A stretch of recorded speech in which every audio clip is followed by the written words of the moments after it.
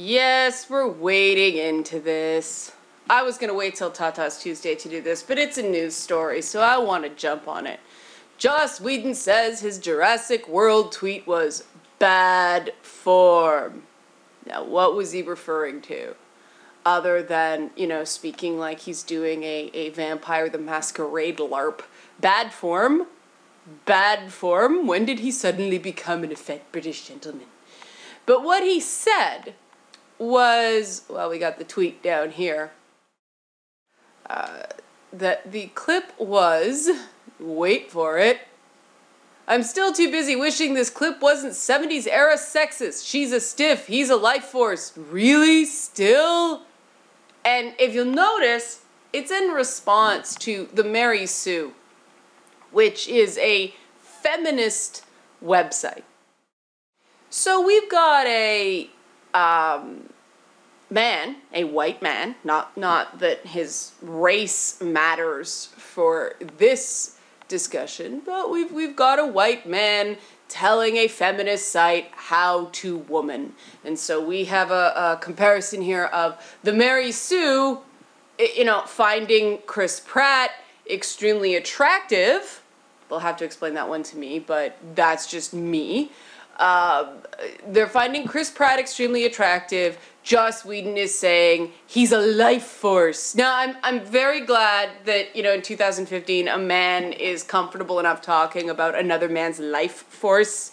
But really, the Mary Sue was having one of their moments where they were just having fun instead of dumping on something. We should encourage that. They were just having fun, and he has to come around and be a jerk about it.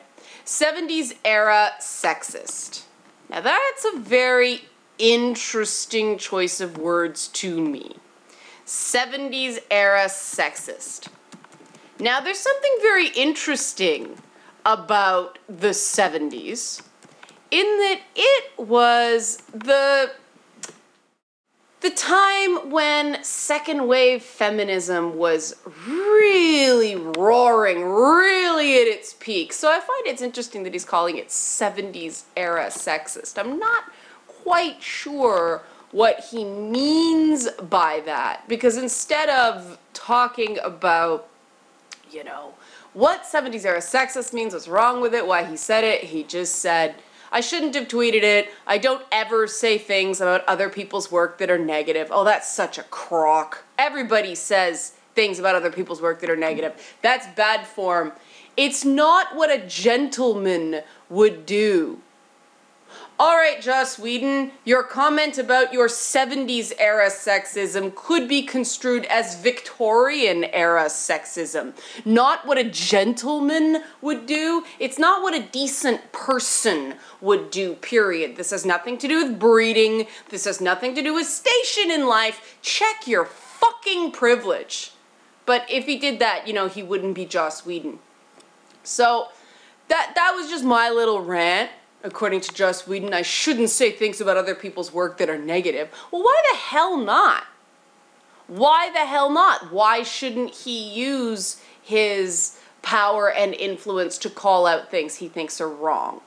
Well, because he's powerful. And saying things like, that's bad form, that's things that the powerful say to reinforce their power. I mean, let's face it, the guy is privileged man walking. Okay, and I know people don't like talking about privilege, but in this case, it's absolutely relevant because of the way he chose to handle this situation, okay? We're too busy, they quoted, we're too busy fanning ourselves to talk more about Chris Pratt in this Jurassic World, blah, blah, blah, that's what they got. He says, although he regrets the tweet, Whedon hasn't deleted it and stands by his judgment. I forgot that I don't do that because I was frustrated.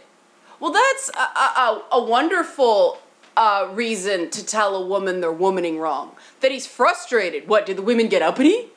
Did they unman you, Joss Whedon? Why? God, I'm sounding like V. Monroe here today.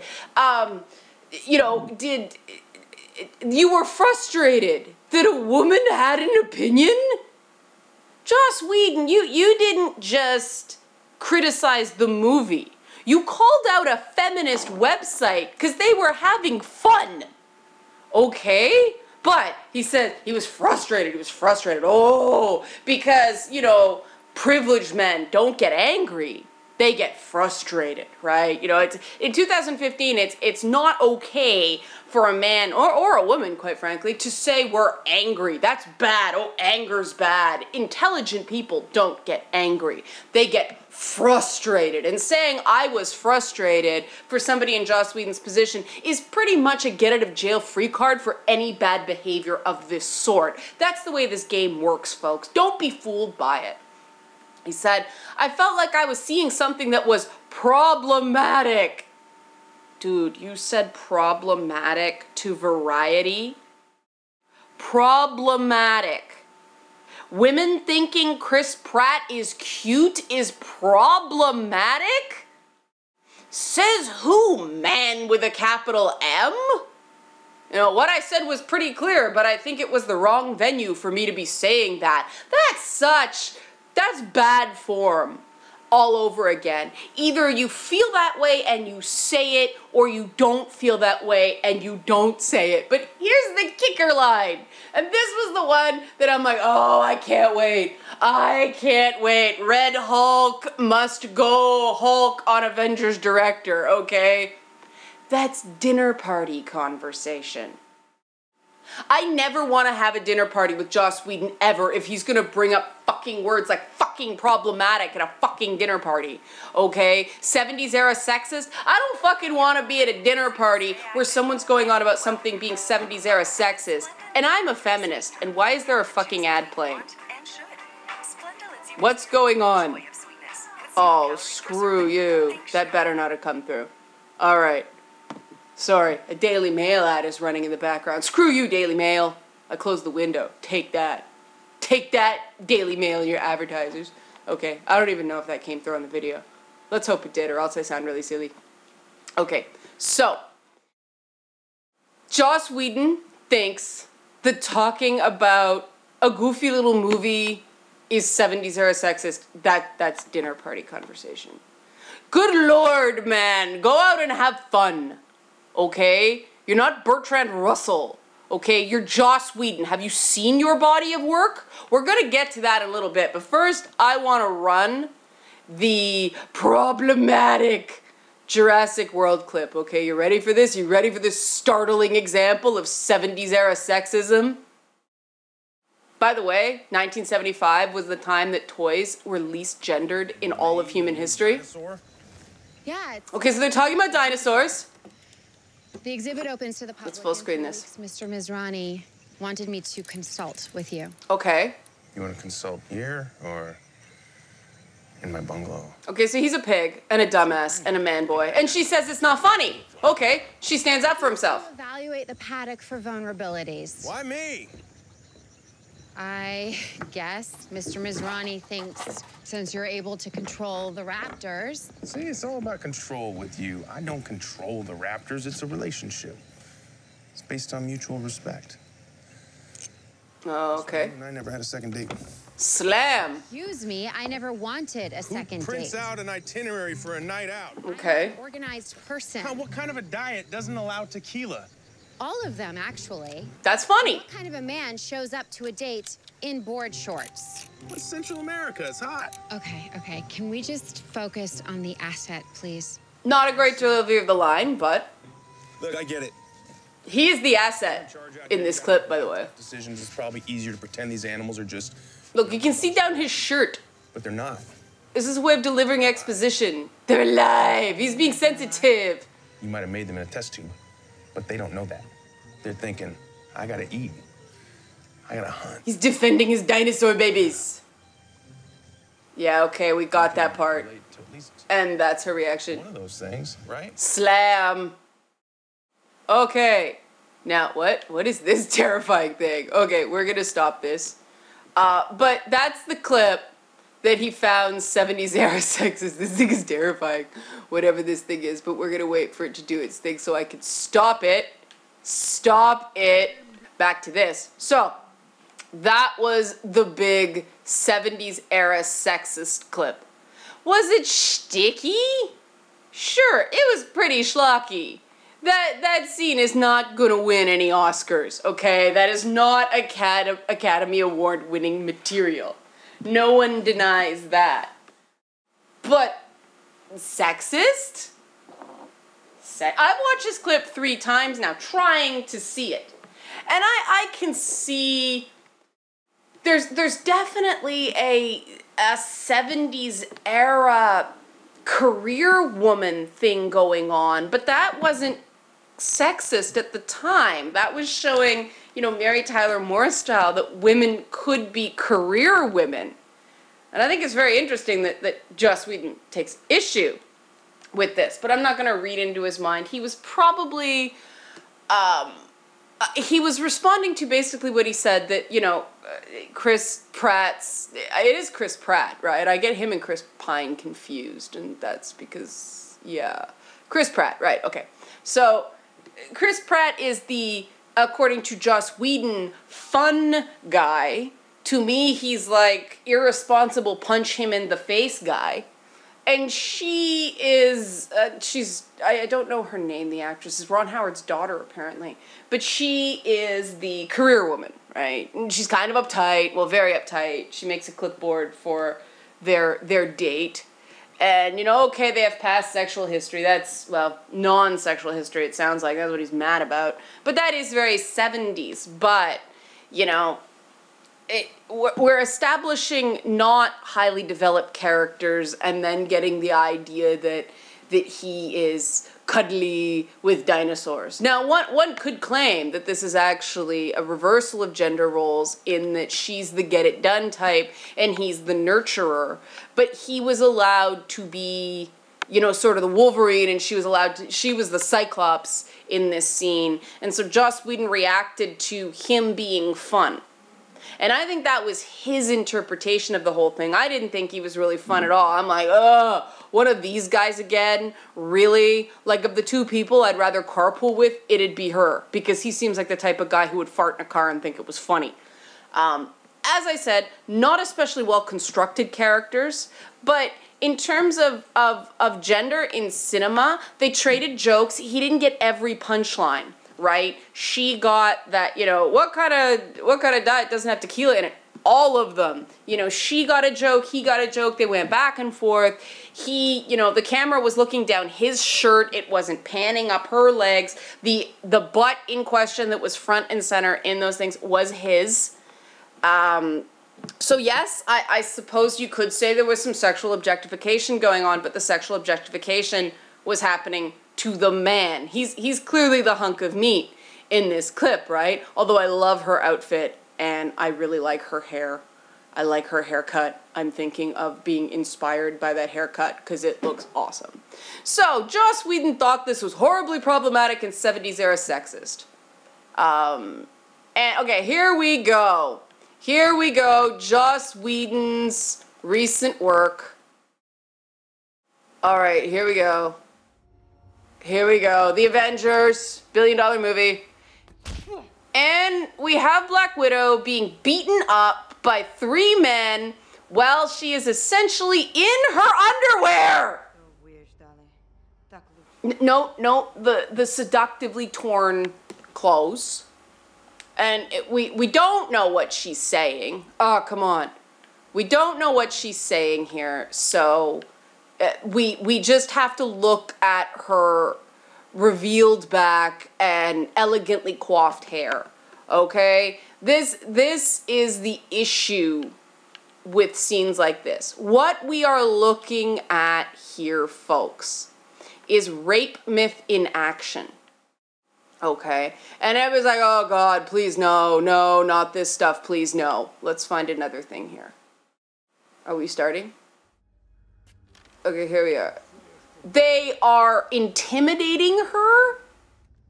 They are torturing her, but this is not portrayed as an act of violence. Look at the highlight on her boobs. Look at the highlight. She is glamorous in this scene. Look at the romantic imagery of her, hearkening back to Mother Russia. So we've got called, this is all glamorized and sexualized content. There's no language going on because an American audience does not speak Russian. Okay, her hair is nearly flawless, her makeup is fairly flawless, her skin is just slightly perspiring. This is a sexy scene. Look, blowjob face! What is that even supposed to do? What is that scene even supposed to do other than titillate the audience? Okay, absolutely nothing. Oh, and now we're getting sexy torture going on. It's the old man lusting after the hot young woman. And this is usually where the clip starts. This is usually where the clip starts. I'm gonna pause it here. This stuff is what we in feminist circles call rape culture, okay? Because it's full of things called rape myths. And what's a rape myth? It's a myth about rape. And the difference between talking about rape, like, look, that is not a hair flip after a punch in the face. That's sexualized violence, folks. That's glamorizing violence in cinema.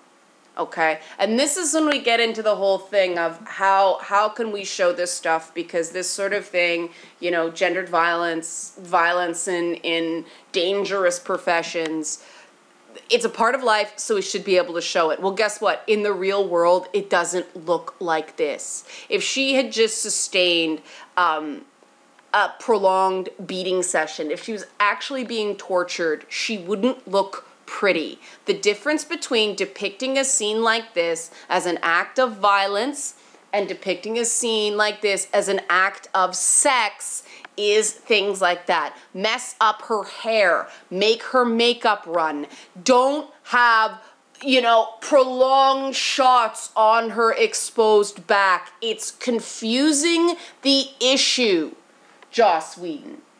And it's you know, it's playing into that thing, hey, dress sexy, and men will be so overcome with their lust that they will attack you, okay? Like, I think this is supposed to be a dress, but that looks like her underwear. I'm pretty sure it's a dress because she's working like hell to keep her legs closed, right? Whereas in the real world, why the hell would she care? Look at that! That is she's wearing freaking jewelry.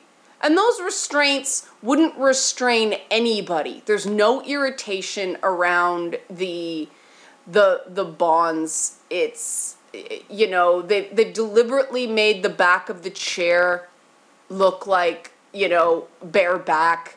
It's, or that was just a happy accident, I don't know. But like that black zipper, they're making this look more like bondage fetish than an interrogation, okay? And here's the rape myths involved in that scene. Women who are sexually assaulted ask for it by the way they dress. Sexual assault, or we'll say gendered violence here, because this isn't really sexual assault. They just sort of like allude to it with this kind of stuff. Oh, he's menacing her with with his manly gender. And, you know, what if he dropped her there? What if he dropped her there? We're supposed to believe that her whole thing is that she's so calculating and so smart that she can trick men into revealing their secrets, which is another rape myth, that when men become sexually aroused, they can't help themselves. It's not true, okay?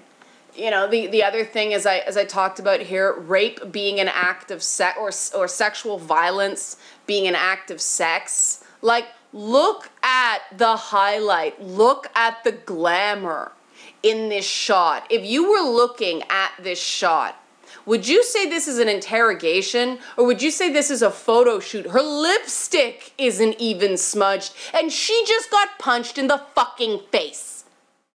Feminist cinema right here, courtesy of Joss Whedon. No, this scene is intended to titillate the audience and give Black Widow a sense of false power, when in reality, This is just giving the audience a charge. We get sexy lady, and then we get fighting. Okay? And that's another thing. There's no long-term harm, so says the rape myth, to this sort of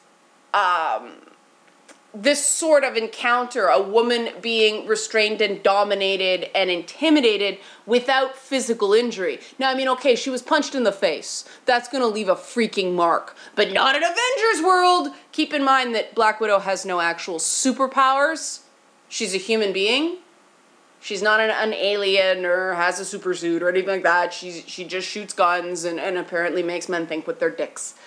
You know, the other thing, this is, you know, older lecherous man, young sexy woman. That's another rape myth. That's another rape culture myth, that these sorts of things only happen to young sexy women. It's not true. There are sexual assault cases going involving women as old as, you know, 90 years old. Because it's not a crime of sex, it's a crime of violence. But you wouldn't know that based on the freaking Avengers. Now, this scene drives me crazy. Yes, we remember when the world was normal. It was the 1980s. You know, Russia was the enemy and Joss Whedon was copying cartoons for plots. It's true. His plots come out of 1980s cartoons. And look at that! Would you say she's being beaten and interrogated here? No. It looks like she's hot and ready to party. Come on. Come on. A guy who would do this is criticizing a conversation in another film for 70s era sexism. This is just 80s era sexism. That's the only difference. It's no better. And do I think this is a place in movies? Sure. Sexual violence has a place in movies. Actually showing, you know, sexual assault as a crime of violence, not of sex. It absolutely has a place in movies because it's a part of the world. But this is a PG-13 rated film. It is still in that ballpark where people are impressionable. And this is sending attitudes, you know, to impressionable minds. Kids see this movie. Why are there sexual content in a movie that kids as young as 10 are seeing? Because only PG-13. Look at that. Look at that. Feminism. What was this even supposed to do? What is this move? Is it, you know, interrogation, torture, and dental exam? That's a blowjob face. That is designed to give the audience a thrill. And I won't say it's male gaze, I'll say it's, you know, male and lesbian gaze. Anybody who's interested in Scarlett Johansson is gonna go, she's sucking my, you know, girlwood, we'll say. That's not violence. That is sexualized. But go ahead, Joss Whedon. Criticize other people's work. You know, what was that supposed to do? Oh, and torture!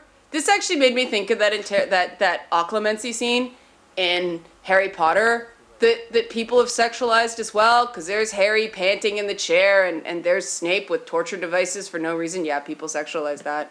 Hi, Snary fans. And this is where the biggest rape myth of this whole scene comes in. A woman can't be raped or assaulted or whatever if she does not want to be assaulted. And this is the part of this scene that drives me crazy.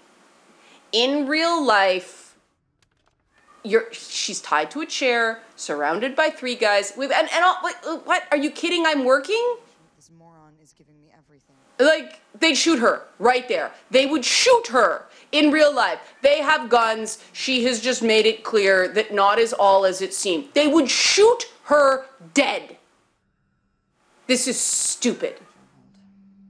But here we see the empowerment, which is really false empowerment, Because what is this really?